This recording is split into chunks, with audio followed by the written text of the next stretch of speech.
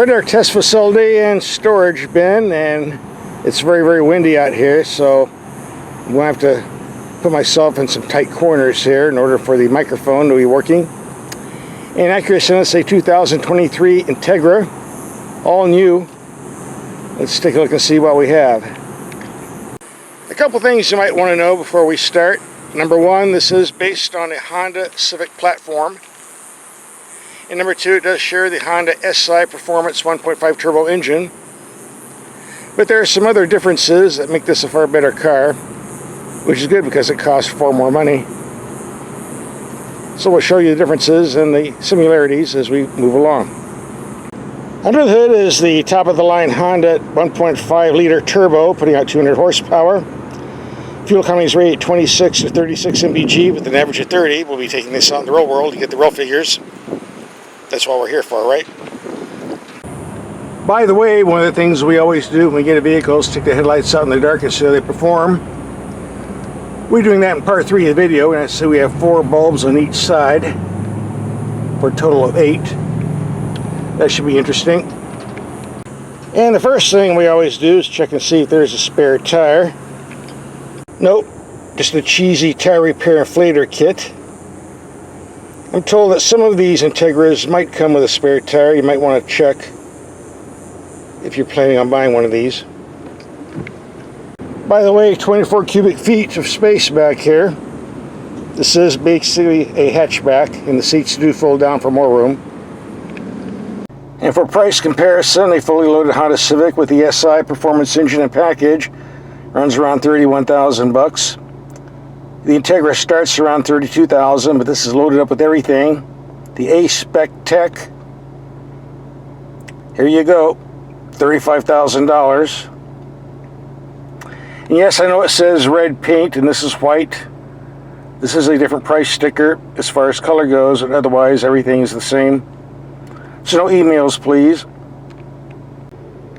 And with shipping, $37,395. And for those who like buying American cars, this is put together by American workers in Ohio. The transmission's from India, of all places. Okay, global economy, what can I tell you? If you want to see how this Acura compares to the Honda Civic SI, we have a video for that. We'll have a link for that at the end of this video. And we also did the BMW 230 Coupe. You want to watch that video as well, that will be there. Just click and watch. Okay, aside from price, there's some other differences on the Honda Civic version. You're only offered a 6-speed manual. On the Integra, you get a 6-speed manual or an automatic transmission, your choice. This is a very, very smooth shifting gearbox and a very, very light clutch. Add to that an engine that just loves to spin to a 6,500 RPM redline. As a rule, I don't care for manual transmissions anymore, but this is a good pick, and I really like this one. Very, very nice to use. There is an exception, though.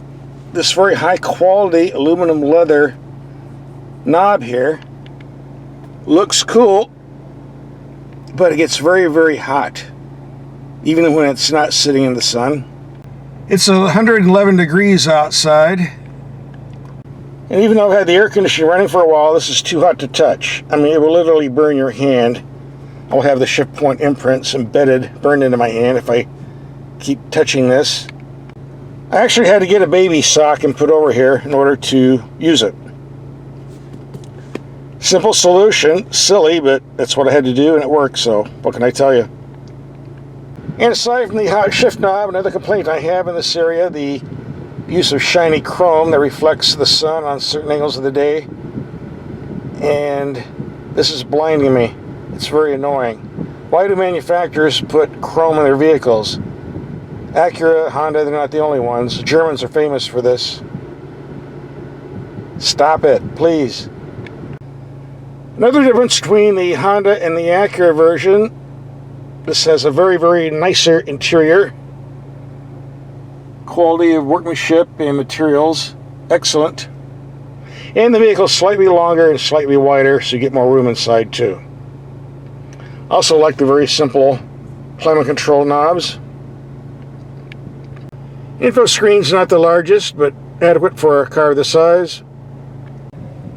Glove box size is adequate. Even better if you take out the owner's manual and stick it in the back where it belongs. You don't need it in there. And the biggest difference between the Acura Integra and the Honda Civic, this excellent adjustable suspension with many different settings. Comfort, normal, sport, and an individual program that I haven't used yet. I understand this is a great unit that provides a very comfortable ride. We're going to find out soon enough. And here's the button that turns off that annoying start-stop system that shuts off the engine at stoplights. Supposedly to save fuel. These things never work well.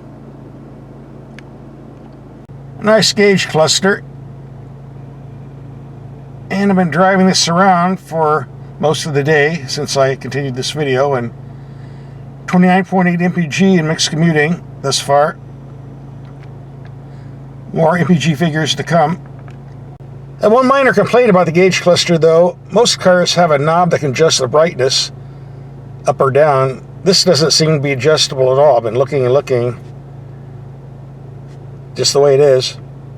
Fortunately, the lighting is about as adequate as you need. And there doesn't seem to be much glare reflecting on the panel either, so I'm not going to complain. Okay, part 1 show and tell is over. Part 2, let's go out and do some driving. Starting with the power steering, which is very nice. Quick, responsive. Pretty good feel and feedback. A nice system. No complaints. So let's put the suspension setting in comfort mode and take some speed humps at 15 miles per hour.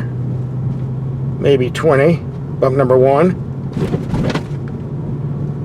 Pretty smooth for a short wheelbase car. Here comes number 2. Number 3. And the nasty one. The big one. A bit of jumping from the rear, but nothing serious. Pretty comfortable overall. This Acura is about 100 to 150 pounds heavier than the Honda Civic counterpart, but doesn't really affect acceleration that much. Very nice peppy engine.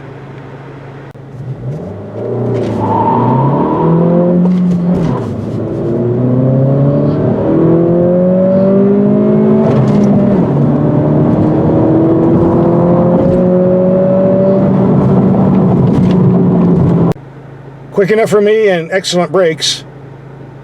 A superb pedal feel and feedback. Okay, 372 miles of mixed commuting, 24.9 mpg. Let's take this out on the highway, see if we can do better. This Acura is a lot more comfortable to drive than the Honda Civic Si counterpart, thanks to this excellent active suspension. So if you're in the habit of taking lots of long highway trips, this would certainly be a better choice, in my opinion. On most cars, driving at 75 miles per hour will get you around 1800 to 2200 RPM in top gear, but this one's a bit higher. Around 3000 RPM.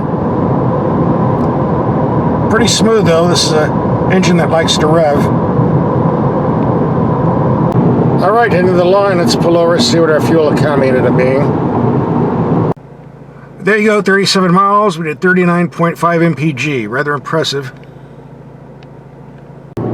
Since this is a sports sedan, it needs to be taken on some back curved roads to see how the handling and cornering ability is, and I'm very, very impressed thus far.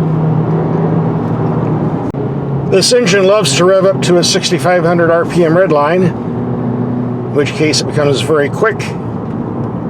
And this 6-speed manual transmission is a breeze to work with a light clutch, smooth shifting.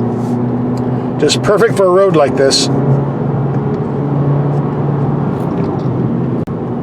There's a bit more tire squealing on the Acura than I got off the Honda Civic SIs I've driven lately, but I think these are softer tires. Either way, both handle pretty good.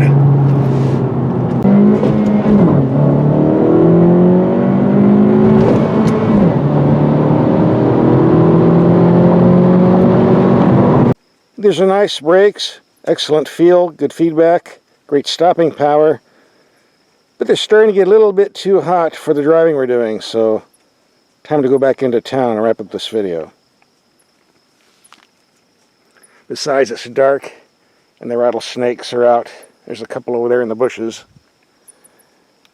as well as some bats, so time to go. So what's my take on this Acura Integra after a week of driving?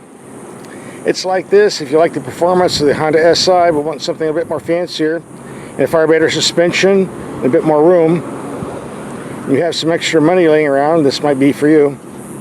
I like the vehicle myself. Now for our bonus footage, we're going to take these headlights out in the dark, do some night driving. Don't go away. Alright, it's dark enough. Let's see what these bulbs do. Remember, we got 4 on each side. And those were the low beams. Now we got them on high beam. Pretty wide taillights. And the emergency lights, well, they're kind of drowned out by the taillights. Got some blinking going on near the mirror. Right there. Again, the emergency lights are being drowned out by the headlights. Okay, headlights off, that's more like it. Now we can definitely see them. Same here. And here's what the heads-up display looks like in the dark.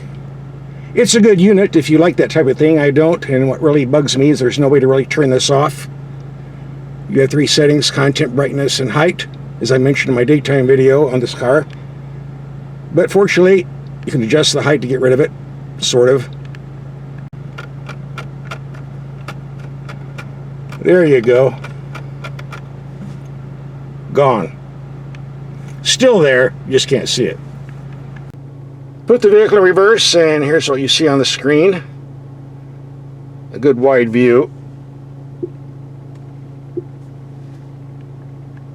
The gauge cluster looks pretty good in the dark.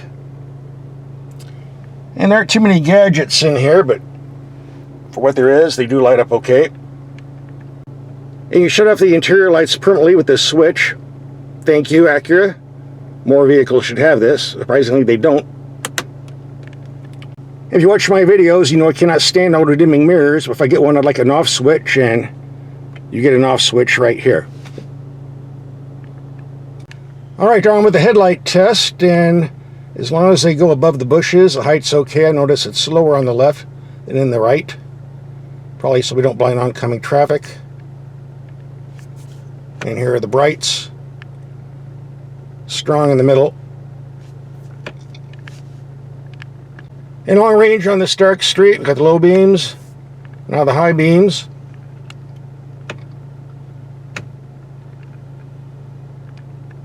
Okay, let's take this out in the sticks. Let's see how the lights work.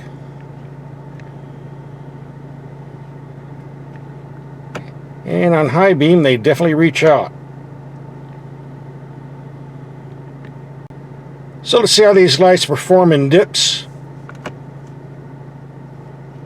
Even on low beam, they don't disappear. Again, outstanding performance. It would be nice if we had the electronic active headlights that turn the same direction as the steering wheel. For the price we're paying, you'd think we would get that, but we don't, but that's okay. The standard headlights we have here are bright enough. I don't think there will be any complaints. So here's the city jail. If we can read the jail sign on top, we're doing pretty good. Just barely on the low beam. Yeah, no problem on the high beam, that's for sure.